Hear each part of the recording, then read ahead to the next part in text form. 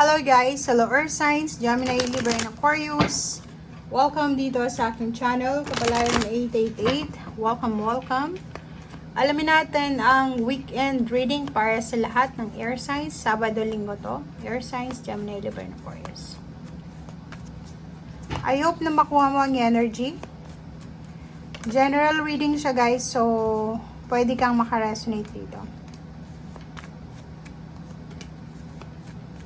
Air signs. Nakakaloka to. Okay.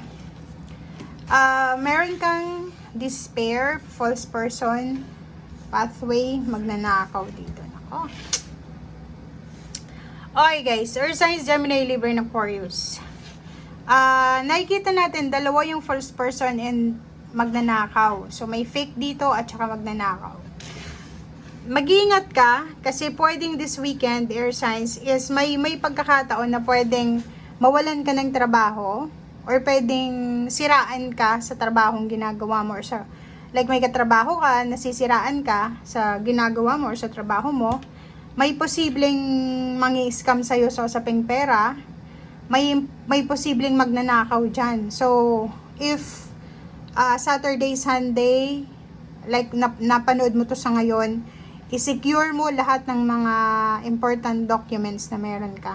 Kasi, like dito, for example, naghahanap ka ng trabaho, Air signs, tapos instead na trabaho yung nakuha mo, pwedeng makakuha ka ng isang tao na scammer na sasabihin sa'yo, okay, doon sa company na alam ko, pwede kang pumasok doon, pero kailangan mo munang magbigay ng 10,000 pesos para sa processing. So, syempre, yung iba sa inyo dyan, desperate move, pwedeng magbigay ng pera. So, instead na kumita ka, nawalan ka pa. Huwag tayo masyadong magtitiwala sa weekend na to sa mga taong hindi natin kilala or sa kilala mo na alam mong may pagka-scammer or may pagka-magnanakaw. If naglalakad ka naman or nagbabiyahe ka, nasa public places ka, make sure na yung pera natin dito, 'di ba?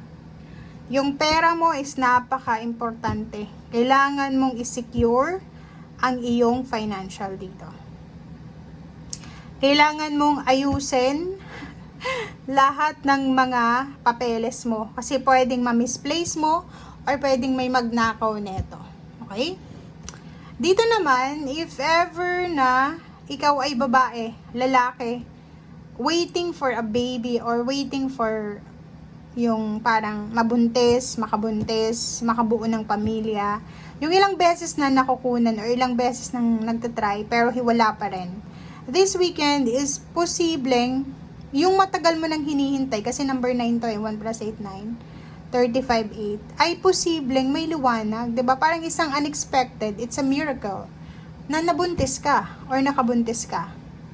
Or if may mga issues kayo regarding sa kids or sa child, or pwedeng may anak ka, may apo ka, posibleng magkaroon ng clarity, 'di ba? Like for example, may issue ka sa iyong apo or sa anak mo, posibleng magkaayos kayo sa weekend na to. Or posibleng makita mo yung solusyon or resolution dito sa mga issues na pinagdadaanan mo between this one, the child or ang child kasi is parang ano lang siya, lahat ng mga batang individuals, hindi naman siya sobrang bata, basta yung hindi siya old or hindi siya elder. Okay, sorry. Good news, may good news na parating din. Okay, may good news na parating. Pwedeng may mag-offer ng relationship or pwedeng matagal mo na tong hinihintay na relationship. May good news ka regarding sa future mo. Nakikita natin may magbabalik sa buhay mo and at the same time, may magbabago. May victory and success dito na parang masyado nating dinideny, 'di ba? May mga nangyayari sa buhay mo siguro na in denial ka, but this weekend parang ilalagay ito mismo ng ating universe or ng ating Panginoon sa harap mo para maniwala ka na ito talaga yung totoo, ito talaga yung nangyayari sa mundo, parang gano'n.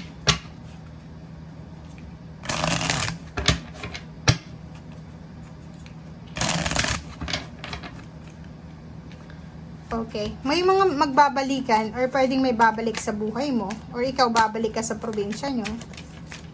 Or pwedeng makakatanggap ka ng messages from your ex or from your past. Wow. But ang sinasabi sa'yo dito ng Emperor and then King of Cups is maging matalino ka daw. Diba? So, may mag-offer sa'yo ng love. Like for example dito, kasi it's a good news, pwedeng message, chat, call, may reunion, may mga pagtitipon, pwedeng makasalamuha mo yung ex mo or yung dati mong kakilala, maging matalino ka daw. Huwag kang masyadong emosyonal.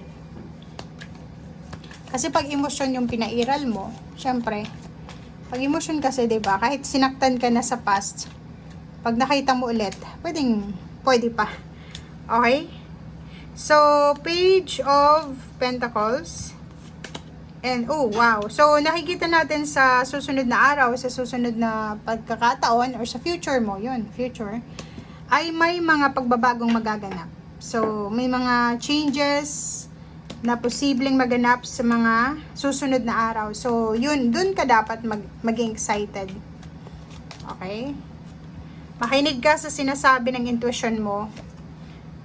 Kasi, yun ang magdadala sa'yo ng mga tama, concise, concrete na messages. Okay? So, parang sinasabi ng baraha, ano man daw itong dumating sa atin, like, naghihintay ka man ng pera, naghihintay ka ng relationship, naghihintay ka ng trabaho, naghihintay ka ng anak, naghihintay ka ng kung ano-ano sa buhay mo.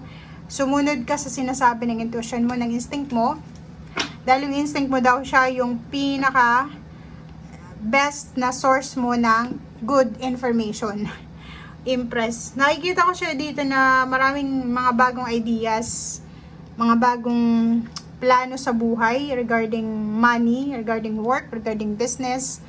Nakikita ko sir dito masyado ka, especially yung Gemini tsaka Aquarius, nakafocus kayo sa luxury, 'di ba? Gusto mong magpatayo ng bahay, excited kayo sa mga susunod na mangyari kasi gusto nyong matupad na kung ano talaga yung dinodrawing nyo or matupad kung ano yung ini-imagine nyo gabi-gabi. Or nakikita ko sure dito na may pagbabago talaga.